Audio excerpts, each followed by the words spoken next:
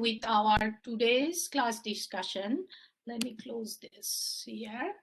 And our learning objective today on this log normal distribution from 4.6 is basically as we do before. First, we define why and what of this log normal distribution. Why do we need it? Okay. Next thing, we're going to learn all those probability density function, mean, variance, all of these things, and cumulative density function maybe if we need it. So we'll look at that. So then we're going to practice some of these problems as we have done in the past. So when do we use log normal distribution? So when the data are highly skewed or that contains outlier, then normal distribution is generally not appropriate, right? So you see this picture on the side. So normal distribution, what we have something like this. Oof, this pen is really bad. So this is like a standard normal distribution, right? Whereas look at this has a really highly skewed distribution. So we cannot use this and this at the same way. You will see we are going to actually relate it to the normal distribution, but instead of using the straightforward normal distribution, we're going to take the logarithmic part of it. That's why it's called log normal. Okay, so now you know when to use this log normal distribution. So it is, as I just said, it is often good choice for this type of data set when it is skewed or has outlier. Okay, so it only applies to data that do not have zeros or negative numbers. That's also important. These are, you see that it starts from 0, but it's only on the, instead of, see, normal distribution had both direction. Remember, plus minus 3 sigma. But here log normal has only the right side of the axis, right? All positive numbers. So that's a big distinction, right? So next thing we're going to look at how do you define this log normal distribution? So here is the kind of definition and the notation. Like X is if it's a normal distribution with mu and sigma square, where mu is the mean and sigma square is the variance, then the random variable Y can be written as, if e to the power X can be assumed as Y as a random variable and has the log normal distribution with the same parameter mu and sigma square. Okay, these are the parameter. Okay, these are not exactly mu and sigma square, but these are the parameters with which we are going to express the log normal distribution. The other way to look at it, if Y has a log normal distribution, okay, with parameter mu and sigma square, it's like a looking at the same problem, same definition in a reverse order. Okay, so if you know that Y has a log normal distribution with parameter mu and sigma square, then the random variable X equal to log Y has the normal distribution with the mean and sigma square distribution. Okay, so even it sounds confusing, you will see when you use it in the problem solving, it will be very clear. Okay, so basically log normal follows similar distribution of the normal distribution. All right, so okay, so again, one more thing to mention, that log normal distribution uses these parameters mu and sigma square, but they are not the mean and variance for the log normal distribution. It makes sense, right? It's not the same distribution, but it uses the same parameter. All right, so here are the probability density function, which is here as you see, and the mean. Now you see the mean, which is not the just mu. It is e to the power mu plus variance square over 2, not variance, like a normal distribution variance squared over 2. So mu and sigma is the parameter for log normal distribution, but they are not the mu and variance, mean and variance for the log normal distribution. Okay, so you see that other thing you notice that as the distribution, data distribution was right skewed, the probability density function is also right skewed. Okay, that makes sense, right? So again, the variance is also has a formula as it's shown here, and you can use find the mean and variance for the log normal distribution with these equations. So here is a iClicker question coming up. So this is multiple choice. Let me get you started. So choose the best answer to explain. If X is a random variable with a log normal distribution, then mean is greater than median, or mean is less than median, or mean may be greater than, less than, or equal to median, depending on the value of sigma. Choose which one is the right value. Okay. So that is probably one of the questions on your practice problems. So hopefully you have looked at it, and now that I explained it to you, it probably is much clearer. Can we go back to the last slide after? Hold on, let me see what is Connor saying. After the question, I didn't finish defining mean. Okay, all right. So yeah, I will go back, and also when we do the problem, I have copied them so that you remembered them. So we have 50 questions. So let's see. I mean 50 responses. Now 54. So let's wait for a little bit. I am going to stop it at 2. Hopefully everybody will get a chance to respond to this.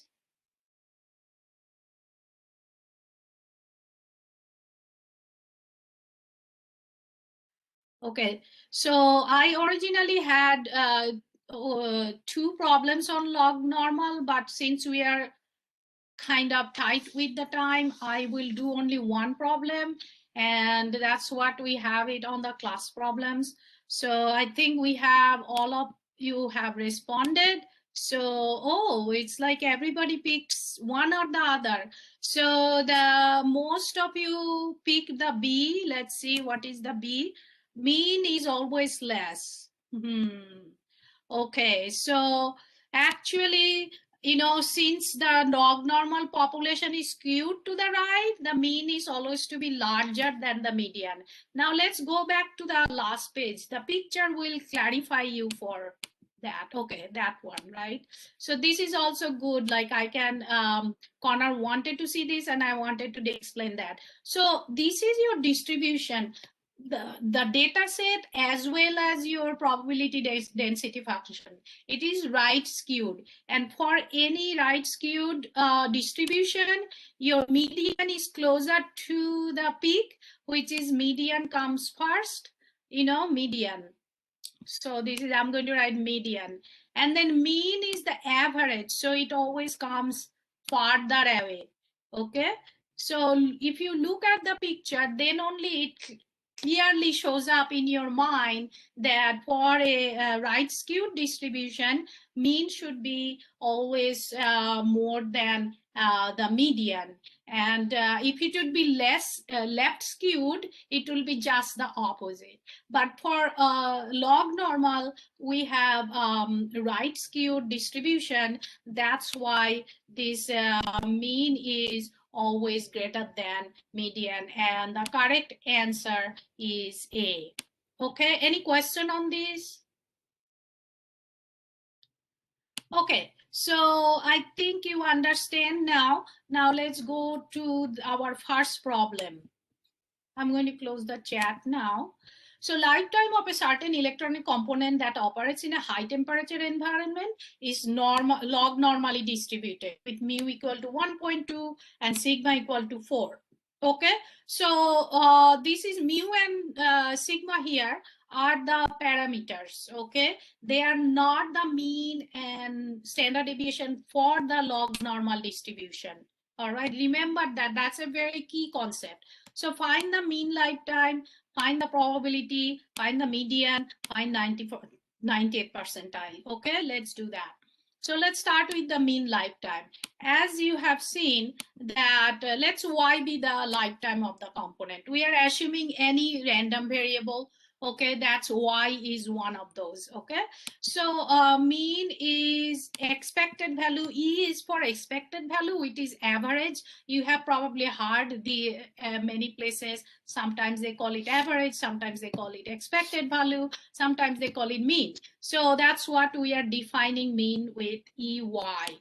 And we know the equation we just saw for mean is e to the power mu plus sigma square over 2, and variance is the one in the bottom. So we can use that equation of e to the power mu plus sigma square over 2 and substitute the value of mu and sigma, which is given here, mu and sigma. So we substitute those values here, and if you do the calculation, e to the power calculation, you all have a calculator and you know how to use this exponential operator. Then you can try it on your own and see if you can come up with this. Okay, so it's pretty straightforward how to find the mean. So you can see that mu and sigma are the parameters for the log normal distribution. They are not the mean and variance. You have to calculate them, and we just calculated the mean. Next thing is, given that value, find the probability that a component lasts between 3 and 6 days. So we are going to do the probability again using that. So what we are going to do in the 3 and 6 days, we are going to convert them in logarithmic scale. So log 3 and log 6, and we are going to find the log y, which is what we're trying to find, the value between 3 and 6 days. Okay, so that's what we are going to do. Now we know you use the calculator to find the value of log 3 and log 6 and convert it to a logarithmic scale. Okay, so in 6 days is converted as 1.09 and 1.78 scale. All right, so once you convert that, then we know that log y has a normal distribution with the parameter 1.2 and 0.42. We can use the same z table what we have been using before. So that's what we're going to the next step. Only our z-scores are in logarithmic, scale. Okay, so you see that logarithmic, that's why it's called log normal. We can still use the standardized normal tables. Only thing, our values are scaled to the logarithmic scale. Okay, so here I wrote the formula we had before. Here z equal to x minus mu over sigma. Here our x values are the new logarithmic value. Mu value and sigma values are given as a parameter. So we are going to use those, and we have different new z-scores for those two limits. Okay, so once we know the z-scores, then we can go look into the z-table and find the value of those. Area under the curve is 0.9306 and 0.4306, and we take the difference to find between two limits the value of the area under the curve, and that comes out to be 0.5293. So therefore we can write that the probability that the component lasts between 3 and 6 days is 0.5293. So everything we did same, except we kind of change the scale. Okay, we were doing it in normal scale. Now we are doing it log normal scale.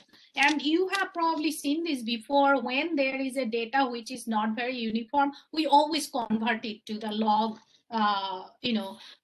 scale to get a straight line from a curve and those kind of. So that's the part B. Next thing is part D. Well, I did probably part D because this one is similar to part B. So now looking at the opposite way, remember we did that in the normal distribution. We can find probability, or from the probability we can find the 90th percentile. Okay, so this is the looking at the z table in reverse order. That's the problem we did now. So let's find the 90th percentile. Let's y90 be the 90th percentile of y. Okay, so that number we are trying to find. So again, that means py should be less than equal to y90. Again, remember, we do not, in the continuous variable, we do not find just at the point. We are going to find at that, before that line and after that line. And before that line, you can write that is equivalent to before and equal to that line. There's nothing at that point exactly. Okay, that's the huge difference between discrete and continuous variable, that you have to basically it approximated as a equal to or less than, which is, you know, similar thought process.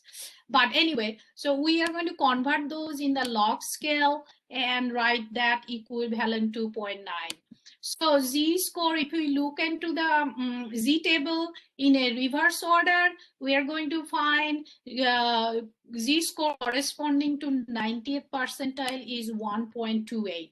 I hope like you kind of remember those. There are a couple of numbers you kind of remember after using it in many times. So we can then write the equation, the same equation we have written before. Let's see, I should have it here. Here z equal to x minus mu over sigma. Here in this z-score is z-score we know, and x value is that what we are trying to find, and mu parameter and this sigma parameter is given here. That's what we plugged in, right? And from this equation only unknown is y90. So this one is just rewriting that log y90 is how much, which is 1.712, and then you can use the calculator to calculate that y90, which is e to the power 1.712, and that comes out to be 5.54. So you can see we can find the probabilities between two limits. We can find the percentile value same way we have done it for the normal distribution. Only thing we're scaling it to log normal distribution. And the reason is because the data set is not symmetric about the mean. It has a skewness. It is a right skewed distribution. So we cannot really use directly the normal distribution equations. So the last one is finding the median of lifetime. So let's, how do we do that? We know the formula for mean and variance is defined. Now we're going to try to find the median. So suppose the m is the median value of y. Okay, so we can say the probability wise that median is where right in the middle. So y should be less than equal to median value, right? That's the goal to find the median lifetime. So we can then take the log on the both sides, then log y becomes less than equal to log m, and because it is the median value, so the probability should be 0.5, right? You agree with me on that? Okay. So once we can write that, next thing we can say that it means that log m is the median of log y, which is kind of obvious from this, but I'm still stating it to make sure that it is clear to your mind. Okay, so once we establish that, now log y also has follows the distribution, normal distribution, with a mean value of 1.2 and 0.42, right? That was what we have established, because log y, if you have two parameter, when you convert in log, they are still like follow the normal distribution, right? So we can say that log y also have a normal distribution with a mean value of 1.2 and standard deviation is 0.42. Okay, let's see. Connor has something. Are you saying median is 0.5 because represent the half? Yes, yes. Median means the middle point, right? We're still using the same concept. Yes. So then let's continue. For a normal distribution, because we just established log y also follows the normal distribution, right? So we know that normal distribution mean value is equal to median value. They are the same value, right? Why we're saying that? So that we can use this mean value to write this log m, which is the median which we are trying to find, is same as the mean value, which is equal to 1.2. So as soon as we can write this equation, then only unknown we have the m, and that's what our goal to find, which comes out to be 3.3201. And remember, we calculated mean in the last page, which came out to be 3.596. And it also, again, proof, remember the question, that multiple choice question, we said A, B, C. It also proves that mean value for a log normal distribution is more than median value. Okay, I'm going to stop for a minute so that you can digest whatever I have been saying and think through it. So before I move on to the next thing.